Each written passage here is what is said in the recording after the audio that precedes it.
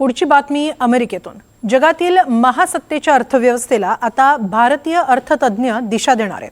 अमेरिकेच्या फेडरल रिझर्व्हनं आरबीआयचे माजी गव्हर्नर रघुराम राजन यांची बॅलन्स शीट पॉलिसी टास्क फोर्समध्ये महत्त्वाची नियुक्ती केल्याची माहिती मिळाली आहे। वाढत्या महागाईवर नियंत्रण मिळवण्यासाठी आणि मौद्रिक धोरणांची म्हणजे मॉनिटरी पॉलिसीची फेररचना करण्यासाठी फेडरल रिझर्व्हचे नवे चेअरमन केविन वॉर्श यांनी 5 विशेष समित्या स्थापन केल्या आहेत। त्यापैकी एका समितीत राजन यांची वर्णी लागली आहे। या व्यतिरिक्त हार्वर्ड विश्वविद्यालयाचे अर्थशास्त्रज्ञ राज चेट्टी आणि मायक्रोसॉफ्टच्या कार्यकारी अधिकारी आशा शर्मा यांचाही टास्क फोर्समध्ये समावेश करण्यात आलेला आहे।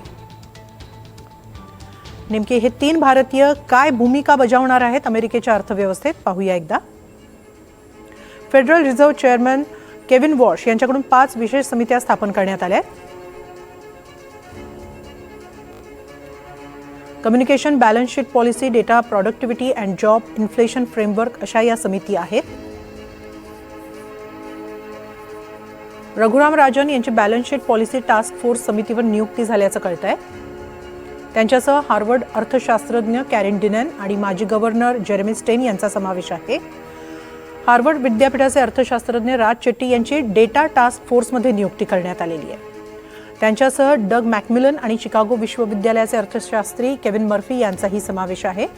हार्वर्ड विद्यापीठाचे अर्थशास्त्रज्ञ राज चेट्टी यांची डेटा टास्क फोर्समध्ये नियुक्ती करण्यात आलेली आहे।